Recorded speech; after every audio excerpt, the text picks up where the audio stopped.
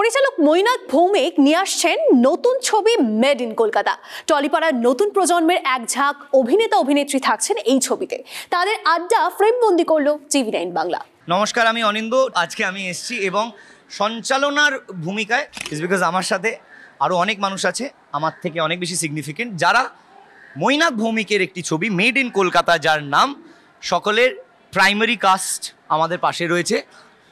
সকলের সঙ্গে পরিচয় একে একে এরমভাবে নাম ধরে আমি করিয়ে দিচ্ছি না, most of are very known faces. Made in Kolkata সিনেমার নাম, কলকাতা নিয়ে গল্প। দুর্গা পুজো, ইনফ্যাক্ট দুর্গা মন্দিরে এসে আমাদের ছবির মুহূর্ত হচ্ছে। তাহলে ঐশ্বর্য একসঙ্গে তিনটে লেয়ারে প্রশ্ন করছি আমি। কলকাতা শহর, প্রেম, দুর্গা পুজো, ফোর্থ লেয়ার কমপ্লিকেশন। এরকম একটা কঠিন প্রশ্ন তুমি করতে পারো না, এই কি নর্মাল যেরকম তোর বাইট নেওয়া হয়, তুই কি চাস? তুই কি চাস? আমি সবাইকে করব। You wanted an interviewer proper, like you have an interviewer, bro. You're going to get questions. শুরু কর। আমি বলছি সিরিয়াসলি, বা সপ্তর্ষিদা বল। অনিন্দ খুব একটা সুন্দর কোয়েশ্চেন করেছে। আমার কাছে প্রথমেই শহর মানে একটু আগে যেটা বলছিলাম, এই যে মেড ইন শব্দটা বললে যেটা হয়, কোনো প্রোডাক্টের পেছনে আগে দেখতাম মেড ইন, এই মেড ইন। এবার মানুষ হিসেবে সত্যিই তো এই শহরে আমার জন্ম হয়েছে, অন্তত আমরা মনে হয় এখানে যারা সবাই বসে আছে সবাই এই শহরেই জন্ম হয়েছে এবং এই রাস্তাগুলোতেই তারা বড় হয়েছে। কখনো কখনো আমি যেরকম পার্ক স্ট্রিট এরিয়া 12-এর পর যখন প্রথমবার গেছিলাম, ফ্লুরিসের বাইরে আমার দারুণ লেগেছিল। অঞ্জন দত্ত ওখানে বসে কফি খাচ্ছে, না বাহ জায়গাটা ভালো, কিন্তু তখন অত টাকা নেই। তো এই এক একটা শহর, আবার উত্তর কলকাতাটা কমপ্লিটলি আলাদা। সেখানে হয়তো গলিতে প্রচণ্ড ক্রিকেট খেলা হচ্ছে, আবার বল কোনো কাঁচ ভেঙে গেলে সেখান থেকে আবার প্রচণ্ড। তো এই যে কনফ্লিক্ট, আমার মনে হয় আমাদের ভেতরে অ্যাজ অ্যান ইন্ডিভিজুয়াল প্রত্যেকের ভেতরে কনফ্লিক্ট আছে। তো এই শহরটার ভেতরেও কিন্তু কনফ্লিক্ট আছে।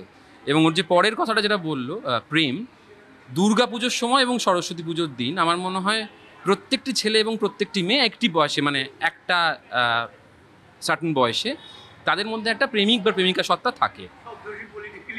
হ্যাঁ,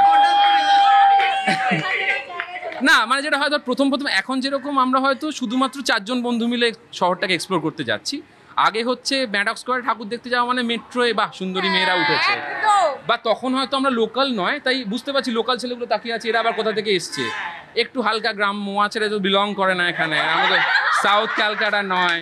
পুজোর বিষয়টা আমি দেখেছি যে পুজোর যেহেতু 5 দিন ছুটি থাকে, তো অনেকেই এই সময় কলকাতা থেকে মানে ঘুরতে যায় বা হোয়াট এভার, কিন্তু আমি এটা সাপোর্ট করি না। পুজোয় কলকাতায় থাকতে হবে, মানে জাস্ট থাকতে হবে। আমি এটা বিশ্বাস করতে পারবো না যে পুজোর পরে যাও, পুজোর আগে যাও, কিন্তু পুজোয় প্লিজ কলকাতায় থাকো। বাড়িতে বসে থাকো কিন্তু কলকাতায় থাকো। হ্যাঁ, এইটা অ্যাকচুয়ালি আমার একটা আছে যে প্রত্যেক বছর পুজোয় যাই হোক না কেন, যে কাজই থাকুক না কেন, কাজ না থাকুক হোয়াট এভার, আমার বহু বন্ধুরা যারা বাইরে থাকে তারা সবাই কলকাতায় আসে বেশিরভাগ। তো আমি চেষ্টা করি ওদের সাথেই পুজোটা কাটানো, সেটা is something I look forward to.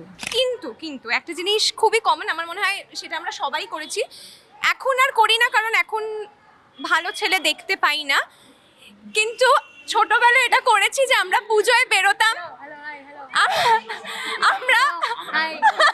আমরা পুজোয় মানে আমি পুজোয় বেরোতাম সত্যি ছেলে দেখার জন্য। আর তখন মানে তখন ভালো ছেলে ছিল এই শহরে, আর ভালো ছেলে আমি বলছি এই শহরে